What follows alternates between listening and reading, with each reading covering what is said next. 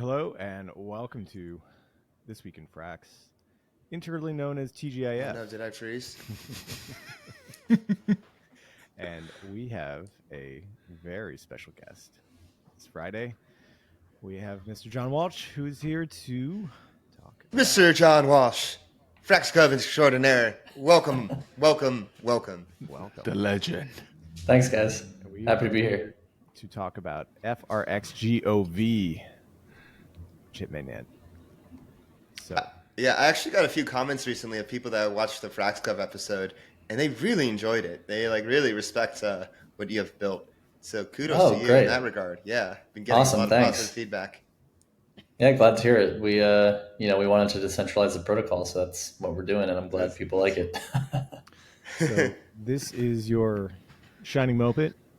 What's going on with the contract? The code is public. Give us an update on what's happening with FrxGov. Sure. Yeah. So the Frax governance public repo is completely up to date. That is the version of the code that was deployed to mainnet earlier this week. So the way that we're actually rolling out Frax governance is we're going to do a slow roll. So right now, Frax governance is only attached to one of our Gnosis safes. But over the coming weeks, months, what have you, we will continue to roll out. 2 days ago, we attached FrxGov to our first Gnosis safe, and we also created our first Gnosis safe transaction, which was added to FrxGov Omega, which is our optimistic proposals. Nobody voted on it, so it passed. Nice. It sounds really optimistic. And then we executed it like 2 hours ago. So that was our first FrxGov proposal went through. Like collecting some rewards from some contract. It's something very small. Yes. Yes. I love the mediocrity in that, and it just works, right? And then claiming rewards. No one should vote. Like, it should just work. I love that. How long do you think it's going to be before full implementation? So like it's fully implemented. It's just not fully rolled out. So full rollout is probably in the next couple months or so. Okay. Well, that's good. The FrxGov module actually is probably the most critical and highly weighted part of Frax roadmap that we're going to see this year. Yeah. What's a statement? Sam, you're actually kind of quiet.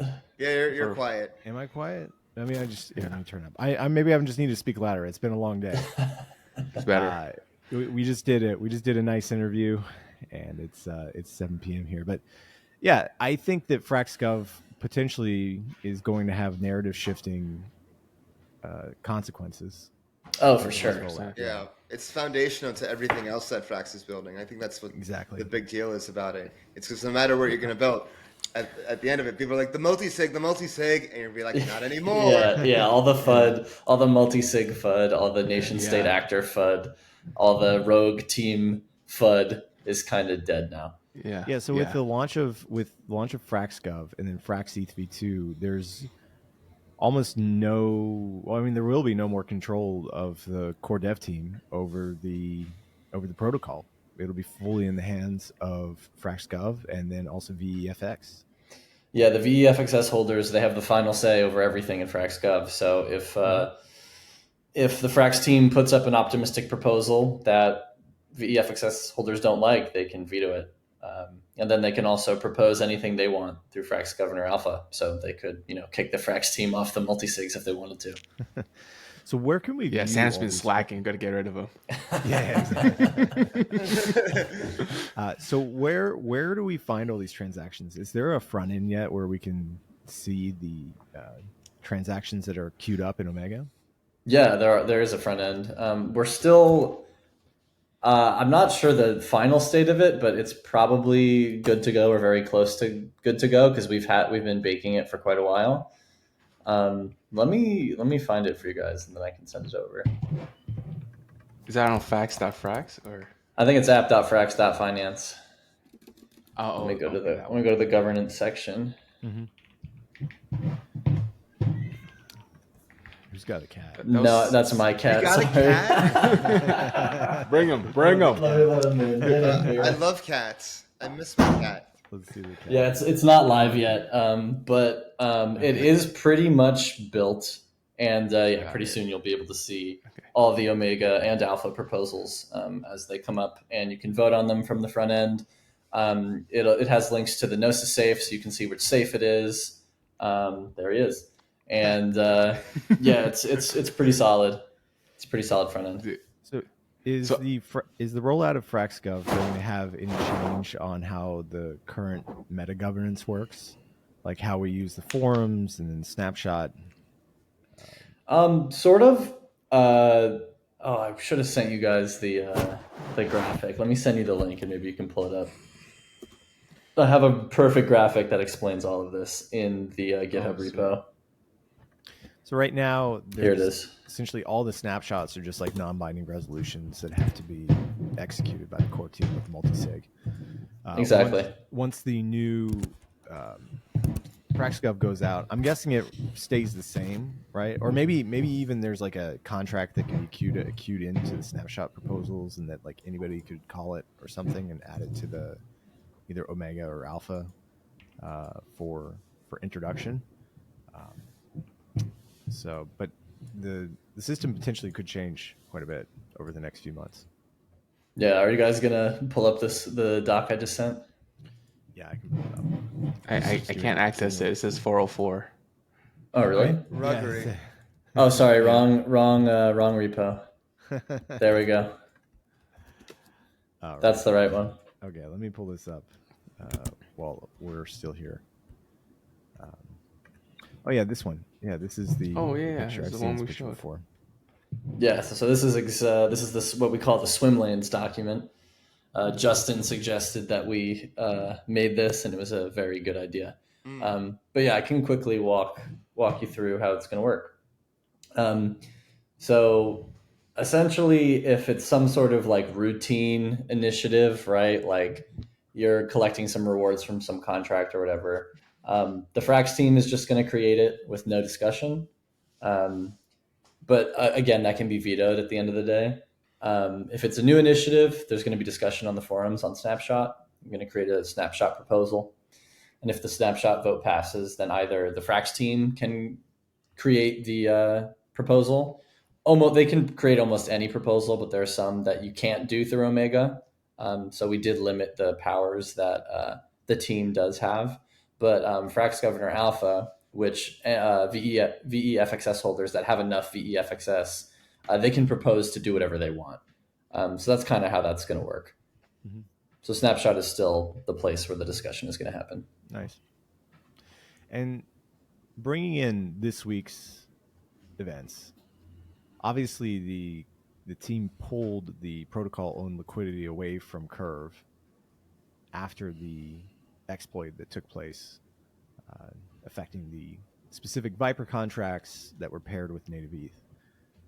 How would an emergency situation like this week's be handled by FrxGov? Sure. We have at the core, we use Compound/Open Zeppelin governor contracts to implement governance, but we've extended them a bit. So one of the things that we've added to both Alpha and Omega is what we call the short circuit threshold. So if at any point, right now on Alpha it's set to 100%, so essentially you can't use it, but that can be changed through governance. On Omega it's set to 51%. So if 51% of the outstanding VE-FXS voting power votes for something, it immediately approves and can immediately be executed. Mm-hmm. So that's kind of how we get around these sorts of very difficult times where we need to pull things quickly. However, we do need buy-in from the community, and we do need to be able to get the word out quickly to make that happen. How much VE-FX voting power is there out there right now? I can check from the front end. Yeah, I believe it's on the dashboard, isn't it? Yeah. So the VE-FX supply is 91 million, right? Yeah. So you need like 45 and a little bit more than half. That's a lot of voting power, actually. It is. But like if you look at the distribution of VE-FXS voting power, it's potentially fewer entities than you would imagine. I understand that. Like we have C2TP. I'm just looking at the C2TP has like has a lot. So, but C2TP has like 27 million VEFX controls through convex. Yeah, and pairing that with, I believe, actually, let's pull up Dune so we can take a look at this. I'm just trying to figure out like how many people would have to be rallied in an emergency situation. So if we manage to get the top, I think, let me check. I have a spreadsheet. We could get to 51% with the top 5 holders. Okay. Yeah. Okay. Nice. So that's good to hear. Wait, so 5. Okay. Are there any restrictions on C2TP to vote how he does, or is this like, I'm just wondering how that changes from the multi-sig that is currently being used. So there's like 3 to 5 now. You go to like 5 of like infinite, right? Yeah. So it does just come down to the voting power. And one of the interesting things that we implemented with Frax governance is we used a governor plugin from Scopelift. They do a bunch of Solidity development work that allows fractional voting. So we're probably going to urge C2TP to do this, but essentially, or any smart contract that is whitelisted and holds VEFXS, essentially you can pass through the votes to the people who actually staked the FXS. So that's one of the interesting. Oh, that's right. Yeah, I remember that. We're going to have delegation soon. Yeah, and that delegation is going to be really big soon too. So you can actually start delegating now if you want. Oh, really? Oh, Yeah. So the people who did CVX FXS can effectively delegate their CVX FXS to non-CHTP. If he implements that. If he implements that. If that's I see. Yeah. I see. So there needs a convex proposal for him to implement that. Right. Yes. I see. Well, that would be interesting. I think that would probably definitely help with. I mean, it's nice. Okay, yeah, I like that a lot. I also like the delegation aspect. Hopefully, Flywheel can take a larger role in these sorts of on-chain actions. Yeah, as you guys should. FYI, we are on Snapshot to be whitelisted. Yes, we Yes. are. Although that doesn't really matter with curious. delegation, right? Does that matter for delegation or no? So the delegation is now happening completely off of Snapshot, like the real on-chain delegation. We have a contract called VEFXS voting delegation. Mm-hmm. All of the contracts that were deployed, you can find. I'll send you another link. You don't have to pull it up, but it'll be useful for you guys to look at. All of the contracts that were deployed, as well as some other contracts, but from line 11 in this file to line 16, these are all mainnet contracts. And those consist of the VEFXS voting delegation contract, Frax Governor Alpha, Frax Governor Omega, and then some peripheral contracts we had to deploy to kind of lock down the Gnosis safes. Very cool. And on the VEFXS voting delegation contract, that's what actually determines who's delegated and what your voting weight is. And that's what Frax Governor Omega and Alpha look at when they determine how much voting power you have. Have you had any outreach from any other protocols that are interested in implementing the FrxGov system? No, because I don't think the word is really out that much yet. But I think once we see, once it's kind of a little bit more proven and battle tested, I think people might really like it. Just like Fraxland. Yeah. Yeah, it took a year, but I wish the curve thing had happened after FrxGov went live and fully rolled out, and then we're able to do this as a case study to be like, in case this happens, look at how FrxGov, a fully decentralized government. It would have been a perfect banner case story for us. Well, yeah, I mean, you still can. Maybe a little late now, though. I'm sure there'll be another crisis where Frax. There'll be another existential crisis for us next Tuesday. There's like a few of these a year. So Yeah. we've had two. Maybe there's like one more for like the fall or before the winter. Fucking FTX happened in November. So don't worry, Kit. You'll probably get your wish whether we like it or not. Oh, and just for the audience, so as the DeFi world was melting, I just get this DM from John just saying like, "Oh, by the way, FrxGov is launched," and like, I fully expected that he was going to talk to me about something else, but this man was just heads down building while the world around him was collapsing. That's how I do. I have to have the Zen flow state to do good work. Yeah. FrxGov. Well, and John, if that's it for FrxGov, then we'd love to have you on to talk more about it as things roll out. So definitely appreciate your time today. Sure. Yeah, guys. Thanks for having me. It was nice chatting with you guys as always. Thank you for coming. Appreciate you, brother. Talk soon. Take care, guys. Bye. All right. So thank you, John, for coming on. Thank you, John. Us that wonderful update on FrxGov. Big John. Yeah. Honestly, I actually was talking with a fund that shall not be named that is definitely on a good day 10 figures, but probably in the 9 figures. And they were like, we can't touch Frax because of this whole governance thing.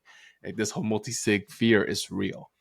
It is in the room with us. So I was very surprised to hear that is real. But now I'm so glad for this. Very bullish. Very, very, very, very. And then FrxETH is coming soon, and Frax V3 within 30 Frax days. V3? Yeah. Frax V3.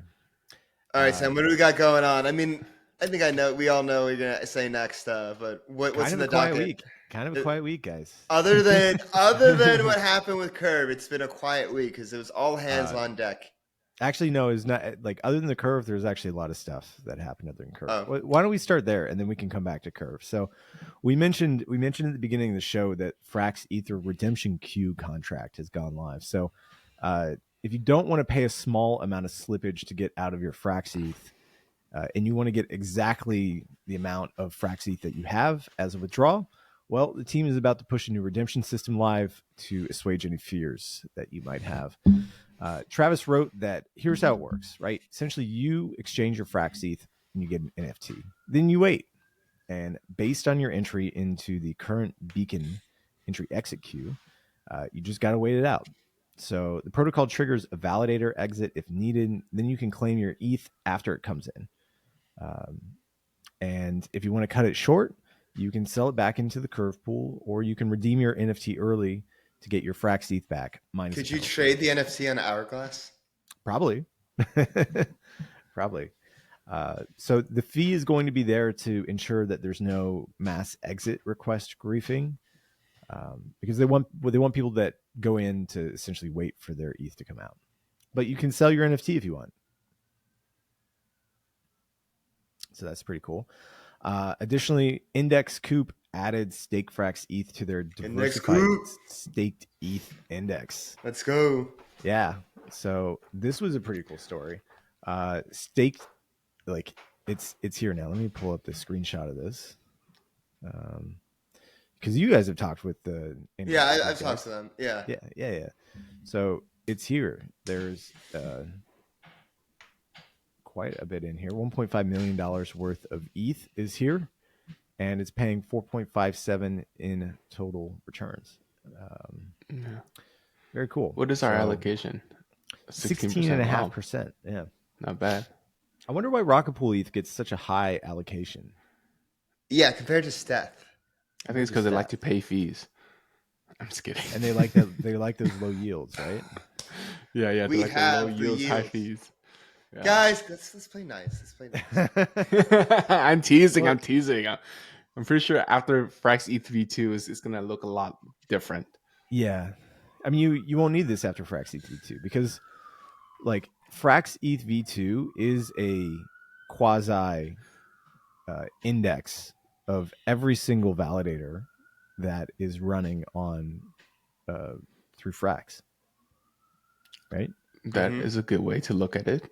So that's a great way to look at it. Yeah, I guess if the Lido, I'm sorry to cut you off, but I just want to make sure I understand you correctly, because technically the Lido validators could theoretically also run FrxETH validators, and if we are concerned about the health or the merits of a validator, by opting for the FrxETH, since anyone can run a validator, you get the best of all the validators and diversified validator base. Okay. Yeah, exactly. Like any validator out there can come and borrow ETH from FrxETH, right? So it's a very diversified index that is a lending pool. And what's weird is we don't go to Aave and say, oh hey, let me get a diversified return of all these like A tokens, right?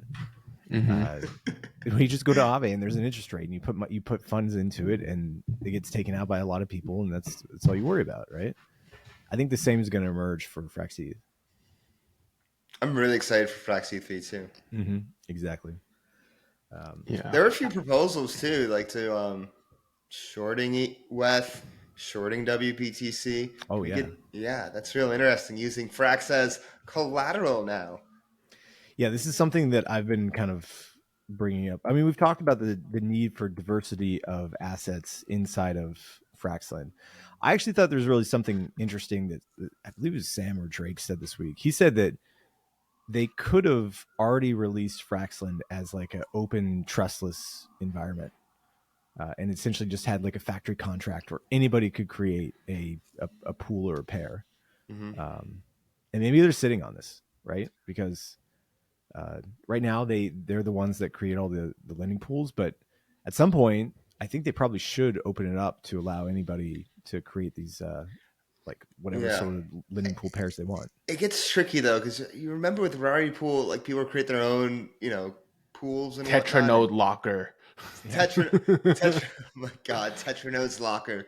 Jeez, come G-Gens, come lever up with me. But not just that, but like other pools were more malicious or like had like certain parameters built in certain ways. What was it? What was the one? Ichi or Aichi? Yeah. I'm just like be careful about that, and like whether it's like release that too early. I feel like fracture pools may be something down the line, but I don't think there's a rush, because even though it's like, oh, like we're not responsible, like people come to their own conclusions and draw their own. I'm a little disappointed actually in the Frax. So the Frax's collateral WETH proposal. Oh, you wanted Steph? I want FrxETH. Like, oh, you want FrxETH? Wait, what proposal was this? This is the two proposals, right? So the two proposals that went up are because you can borrow FrxETH. Yes, you should be able to deposit Frax and borrow FrxETH against it. I guess they're like just being cautious in that regard. No, it's not that. It's something else. This was one of the pairs that I put in my temperature check the other day. Let me share this so you guys can see. Okay. So Dennett actually came back and he told me that where is this? He gave me some feedback on all these pairs. So he said about the Stake FrxETH WETH pool, he says it's an interesting pool for those that want to leverage up and those that want low risk returns on their ETH. Our AMO will not add WETH, but users might. So that's good. That's positive, right? For Stake FrxETH WETH. On the FrxETH thing, I think this is wrong, actually. So he says pool to short FrxETH. Not sure if this one will attract a lot of lenders because the lender rate must be higher than the Stake FrxETH rate to be profitable. Frax WETH pool might be more competitive. I disagree there. I think it's in the interest of Frax to have this FrxETH pool, because if you're shorting, like, you don't really care about a like 4% difference for your short or a 5% difference for your short. Typically you're shorting on like a short-term basis, and I think FrxETH lenders will be happy to lend at whatever the rate is, right? And the opposite goes is like, if I hold WETH, why should I lend my WETH for less than what I could stake it for? So I don't really agree with this. I mean, but you can't stake WETH anywhere, right? What's ETH? I mean, like, why should I lend my ETH for less than what the staking rate is? I mean, I partially agree with Dene here. Is that like why would you, if you're not in the curve pool for FrxETH, why would you be in this pool? Because the Right? rates must be If it's good. less, if it's less, then well, look, I'm of the opinion. I'm of the opinion that the market will set the rates, right, and that somebody's going to put FrxETH in there, and the more FrxETH that's put into this contract as lendable assets, the more what's it called, monetary premium FrxETH. Yeah, but I am in support of this because this is what I was taught in school.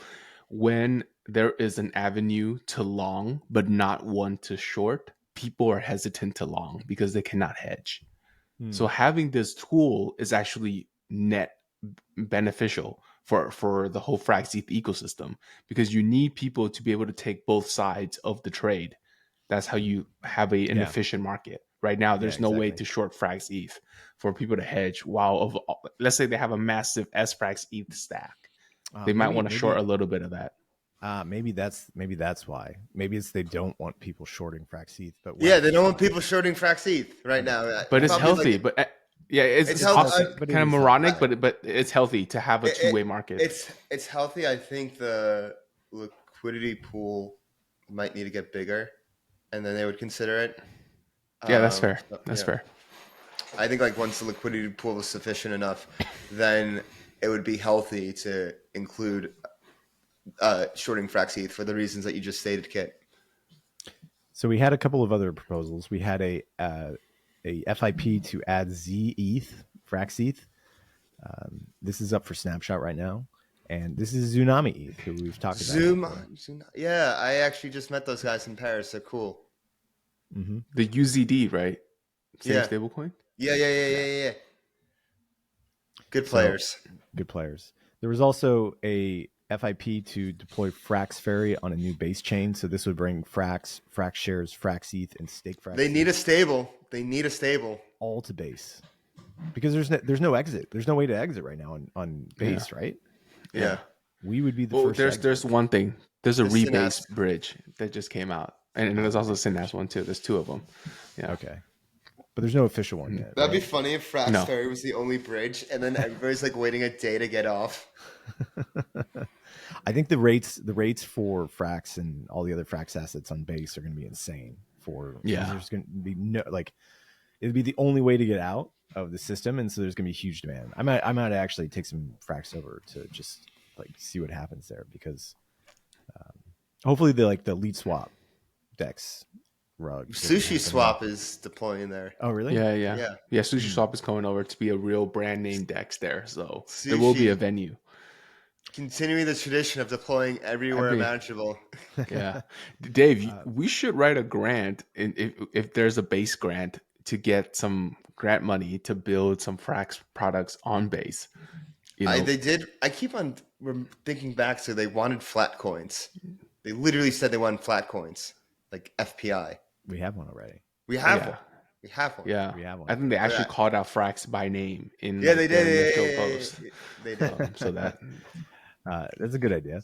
We also have one last governance proposal, which is yours truly. Is looking for to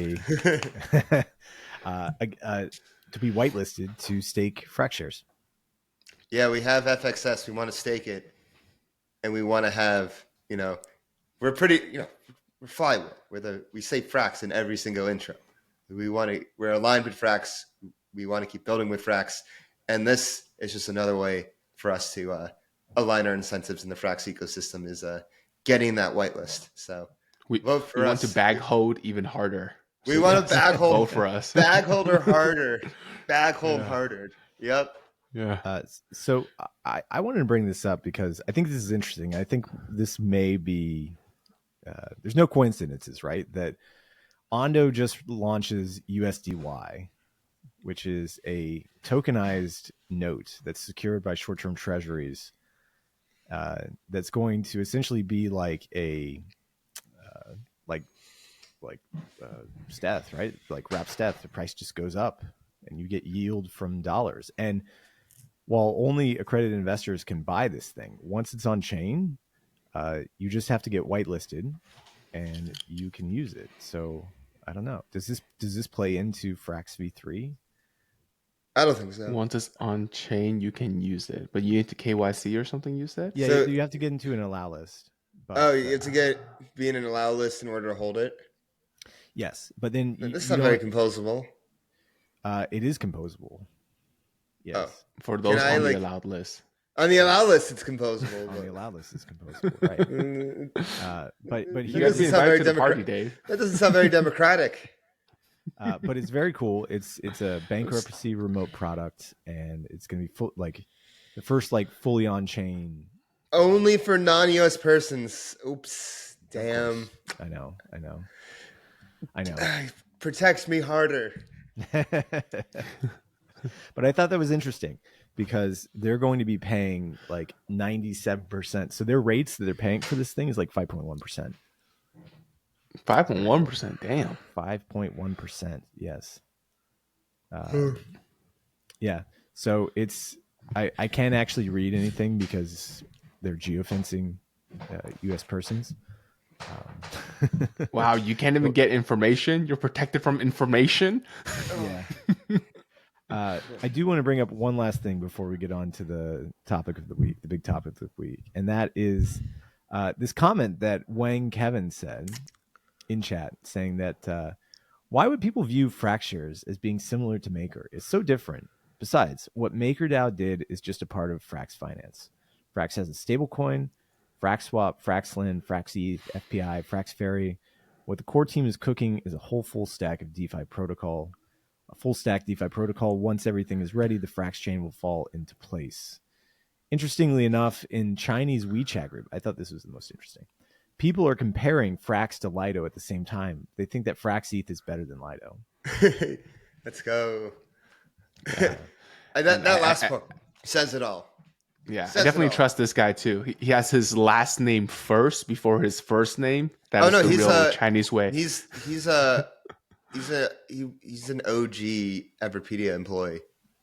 Oh, really? Yeah. Oh, fun fact. OG okay. Yeah, and also runs the Frax Telegram. I mean, Frax WeChat. He's the Frax guy in China. So we also had one more kind of smaller story. Retro Finance has added Frax to their DeFi protocol. Shout out Retro. Yeah, looks cool. Like the aesthetic. Yeah. So I was gonna say I like that design. Okay, so 11:30 a.m. Saturday. Where were you guys? Oh, that's a good question. I think I was sleeping. I think I woke up to chaos. I woke up to the chaos. I was on the beach. I was enjoying the weekend. I don't remember where it was. The whole weekend was a blur. Dave had a long night. It was a long weekend. As always. It wasn't even. It was Sunday, wasn't it? It wasn't even. It was Saturday. Sunday. It was Sunday. Yeah, it was Sunday. I remember I woke up, I saw the stuff going down, and I went to a barbecue. But I was so exhausted and sick at the barbecue, and just glued to my phone. And I'm just like, guys, I got to get out of here. I got to go. And then I just I left, and I honestly I was sick, so I just ended up sleeping the whole day. And then I just, there was spaces going on, there was all this and that, and I was just this is a lot for me right now. I'm gonna wait till I'm better to digest what's going on, because there's a lot going on in the moment, a lot of FUD, a lot of fake news. And so now it's Thursday and been able to digest it all. And I was able to write my final reflections and conclusions in our latest Substack, the Viper Cuts, how DeFi was saved from the brink. It's a great article as well too. So thank you. You can read it on Flywheel DeFi. It's got this nice picture. Thank you, Midjourney, for mixing some Vipers and Curve logos together. Ooh, yeah. I don't know how I wrote this. I wrote 2 things this week, Sam. Not 1, but 2 things. And this one's great. I really enjoy this, and we've already been getting. The analytics are always good when you're writing, Dave. I'll say that. I try. The Omid one's doing okay. Yeah, but this what one a great hook. So this one, okay. Thank you. Yeah. 11:30, 11:40. on Sunday. Jay Magoo comes in and says, "Hey, hello. Has anyone seen the factory pool issue on the team? Something they should be aware of. Factory pools are Aeon Curve finance risk potentially to Frax." And then we get the transaction, or at least the BlockSec team coming out. Oh, and Random and Anon comes. Then somebody says that the Frax pools have the same compiler versions that were affected by this. Thankfully, Michael came out and said that only ETH plus the compiler is affected. And then Travis came and said, from what we can tell, all of our Frax ecosystem pools are fine right now. We're still digging, but I think they would have been drained already if they were vulnerable. Not true, because it took 8 hours for this entire cacophony of destruction to take place. It is only the contracts that touch raw ether. So the Viper contracts like the Gauge controller, even if they had a bad compiler, should be okay. We had a whole write-up on this that we published on Monday, talking about specifically what Frax was doing, how the team responded, some of the statements from Sam. And also we talked about the deployment of the first FRax Curve USD pool that came out this week. So cool. Innovation. Exactly. I checked this morning, and we'll check again right now. That pool is actually doing very well. It was seeded with, I believe, 100,000 CRV by Michael. And the idea was that this would bring more capital into the Fraxland pool, because Michael was having some issues, or perceived issues, earlier in the week. Depends who you talk to. Exactly. Right. Yeah. Friend of the show, Curve Cap Garrett. What did he say on the He's like today? He's just having fun. He likes playing the game. But look at this. In 1 week, this FRax Curve pool has accumulated $9.5 million of liquidity. Wow. And it's money Legos in action. Exactly. Money Legos out of necessity. So I actually saw, here's a topic. I saw somebody else ask the question, if this could be done for the CRV Frax pool, why don't we do it for all the F tokens and A tokens and C tokens? You can. Then you just have a secondary debt market. It's true. I wonder if this is the new kind of theme that runs. I mean, the new meta, right? I don't know if I'd want the FRax tokens to be paired against Frax, but CRV-USD makes. I would want them paired against Frax. But CRV-USD makes a lot of sense. So if CRV-USD becomes the new secondary bond market token, that's actually a pretty good use case. Interesting. Yeah, that would be great. Yeah, because they don't technically have a lending protocol, so they actually fit quite nicely as a money Lego in this. So the team returned. Earlier in the week on Monday, I'm sure it was just a shit show for the team, honestly, especially with everything that was going on for our boy Drake. Yes, dude, poor guy. Oh my god. For anybody that can we talk about it? Yeah, RL stuff. So yeah, Drake got married last week. Yeah, last week. He's on his honeymoon. The biggest exploit to happen inside the Curve eco, or the Frax outer ecosystem. Dude, if I was his wife, I'd be like, "Oh, come on, Drake, honey, come back to bed." And he's like, "Yeah." But his protocol, what he built, shined the brightest front and center. Yeah, it was as DeFi Cheetah said, the real MVP of this whole fiasco was Fraxland, because it was the one that was paid back first, because it had to be. Exactly. Incentives. So Drake, I know you just got married. I know you love Congrats. But he's out here dropping some serious Twitter threads. I know. Well, on his honeymoon. It just reminds me of the meme of the girl screaming, and then the guy is like, "Sorry, babe, I need to draft a thread right now."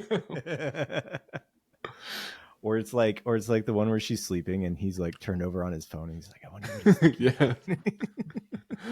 It's got a picture of Michael and Fraxland on it. So Drake is here. He put a long thread in about how exact, because like Adam Cochran was like fudding FrxETH, saying some bad information and stuff. So Drake comes out with like a full description of how FrxETH works, telling about how the isolated pools work and about how the interest rate scales up.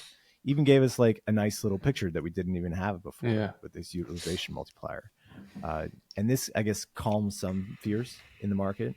We saw some bigger deposits come after this one came out. So Sifu notably deposited $700,000 inside of Fraxland after he posted this. And that wasn't the end. Just getting paid. Yes. So that wasn't the end for Drake. He came out yesterday, and in response to a proposal that Abracadabra DAO was going to put out, essentially jacking base interest rates up to 200%. He was like, this is a rug.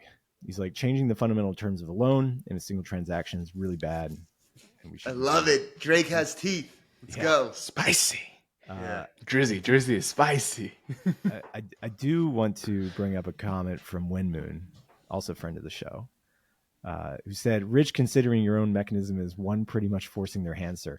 He who liquidates first liquidates best. And that's what Fraxland does. So yeah. I mean, you don't want to be people the last knew what they were one holding signing up for. Did it? Yeah. Yeah. Or they should know. But everything is good. Michael has been able to get his liquidation levels down to, I believe, 32 cents, which is probably more than enough to handle anything. And he's also shown the market that he's willing to go out and OTC in case he gets pressured again. So it looks like the pressures that were on the lending protocols over distributes the CRV token even more and locks it more. It's locked more in the past few days than it has been the past 18 months. Mm-hmm. Remember when I said at the beginning of the year, or we did our predictions in December of last year, and one of mine was that the curve wars have to come back in order for DeFi to make a resurgence. And this is it. Like I thought it was going to be, honestly, this is it. We have Yearn making $1 million curve transactions. We have Justin Sun coming out buying millions of dollars of CRV. Aave is making proposals to go out and buy CRV right now. Right. Every single platform is trying to go out there and buy Michael CRV. And this is great. This is a resurgence. This is it. Yeah. FrxGov decentralizes governance via smart contract. Mitch is decentralizing governance via OTCs. I mean, it's not in the way that I expected. I thought just there would be natural, like, people just coming and buying it, but it really took. This is like a acceleration of the distribution of CRV token. Yeah, I think I've read in the docs that like the team only got like 3% of CRV, but Michael's just been like farming it so much that like he just got like almost half the supply or something. I think he knew. He knew about the airdrops, right? I don't know. Chad Farmer coming in. His right hand did not talk to his left hand. So is how pressed Satoshi? I don't know. Yeah. But we had the liquidity came back on Thursday. All the protocol and liquidity and all the pools came back after the team did an internal audit of all of their contracts. We're so back. And then all of the Viper compiling software. Goodbye. I mean, that was nice yield for a bit in the all the base pools that had the PRL removed. I was like, yay, finally. But then it's like, no. Yeah, I mean that's for like a day and a half. So you got some if you jumped in there. But actually, I do want to flag this thing that I felt should be talked about. This wasn't a new code being released that didn't get audited well. This was a long time sleeper, which kind of shakes confidence across the board. Look, yes, the exploit was small relative to the total size of the TVL, but nonetheless, it was still 70 mil. And yes, Curve itself wasn't threatened. It was the CRV token in Mitch's position. So the protocols work just as fine. But I feel like having this almost like day zero type of exploit is not great. Not great. It probably just is a wake-up call for the auditing companies to look at the entire stack, because they got to be incentivized too, because the black hats definitely are. So how do we incentivize the white hats? That's the main question. I saw some posts in Lobsters where people were just showing audit reports from the auditors, simply saying like, the compiler works, like everything's great. Like we're not going to look into the compiler and how it interacts. We just assume that the compiler is right. That's terrifying because it's been so long, right? I think time is such a deceiving mechanism for security. Almost 2 years. Yeah. I mean, so yeah. It's going to take some time for trust to come back, but I think it will eventually. I mean, time always brings new money back in. All the auditing firms are going to come into a bull market right now because everyone's going to be like, actually, could you take a look at that V0 contract that I wrote 2 years ago? I just want to make sure everything is good.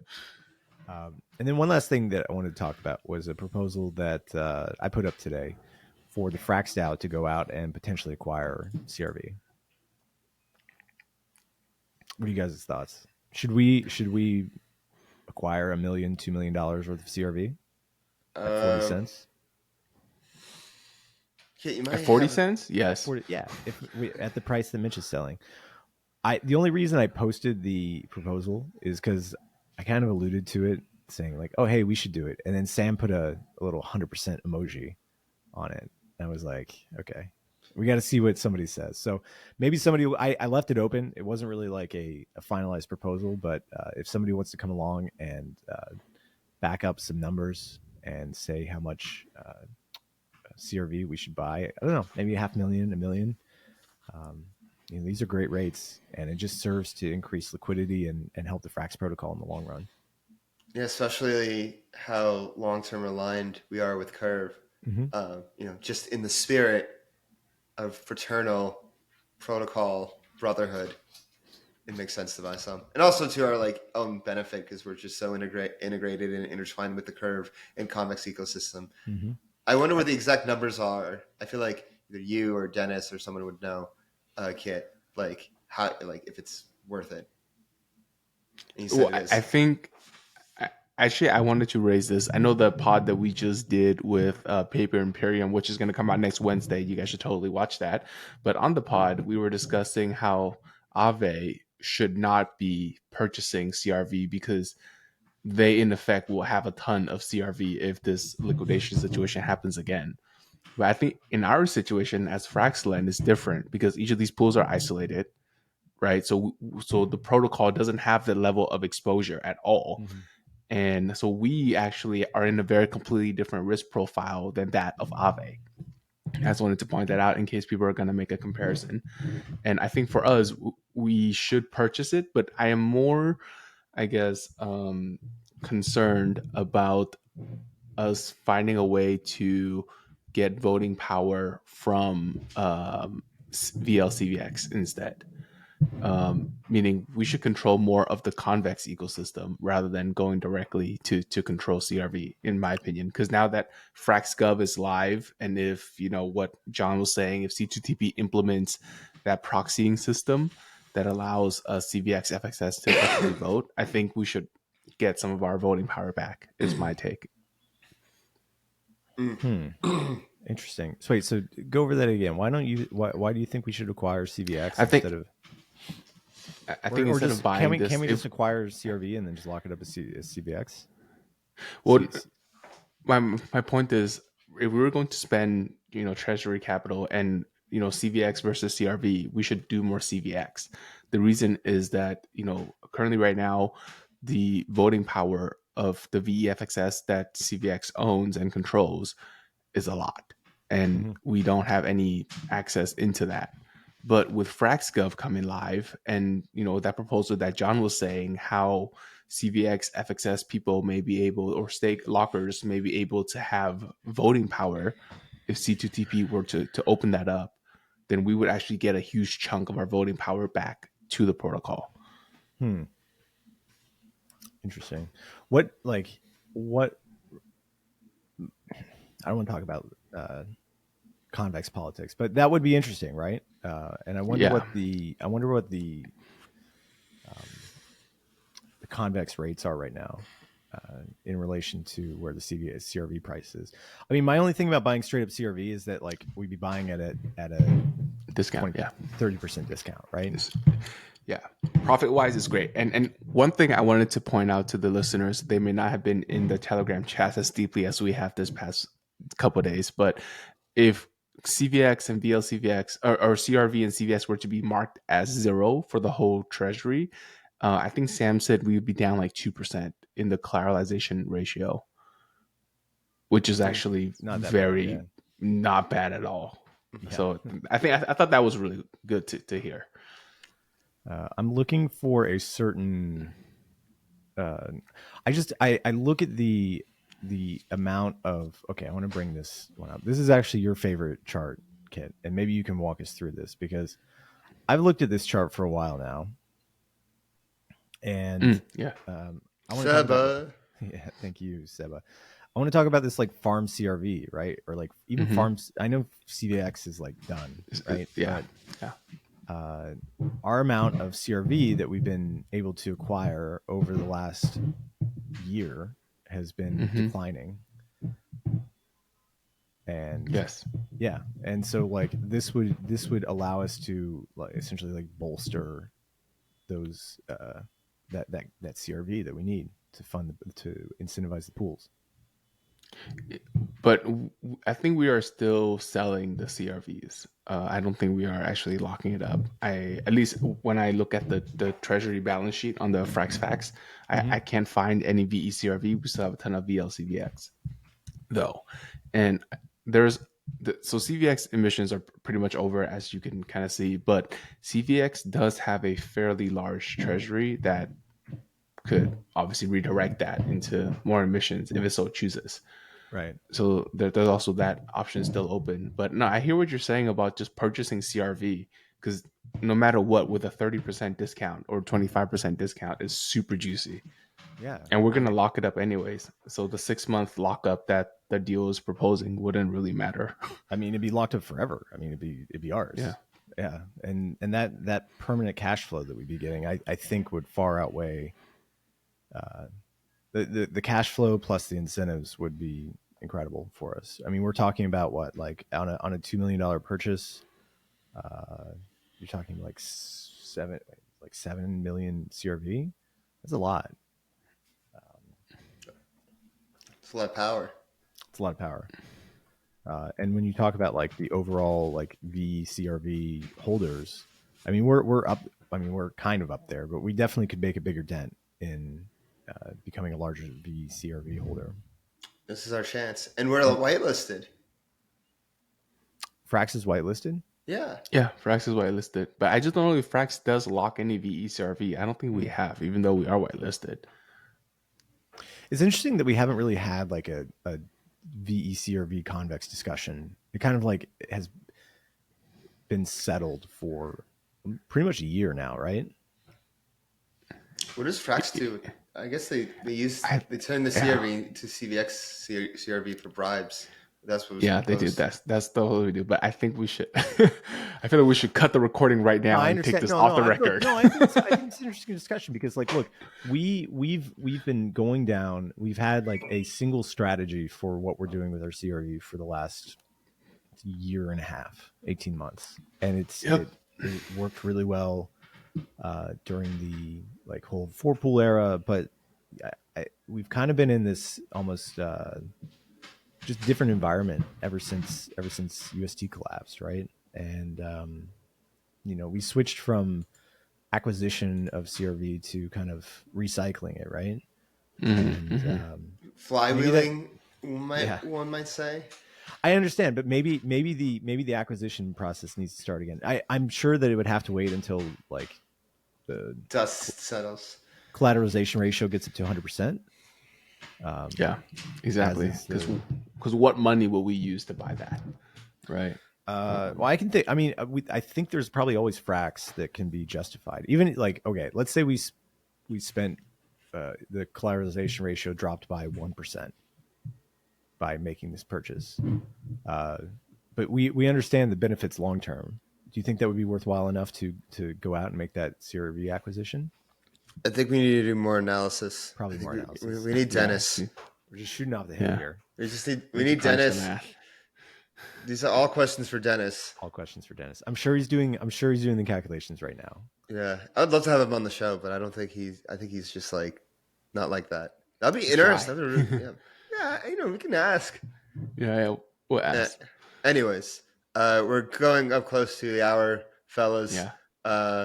Long, deep discussion. A lot happened this week. FrxGov deployed for the first time. And if you want all your Frax updates, you know what to do. But if you don't know what to do, you just hit that bell button right down there. And you subscribe. Do it right now. Leave us a comment. Let us know what you think. Give us a like. Make sure you subscribe to flywheeldefi.com. We have a shiny new website coming Monday. You heard that right. Monday. We also have those cool shirts that you're wearing too. Yeah. We're gonna be giving away one of these. Sealed. Double sealed. So watch out for that. Make sure you follow us on Twitter at FlywheelDeFi to get all your updates on Cherry Blossom shirt. And make sure you join our Telegram at FlywheelDeFi. You can follow me on Twitter at DeFiDave22. You can follow me at 0xcapital_K. And I'm a Traders_Insight. And we will see you next week. Peace. Peace.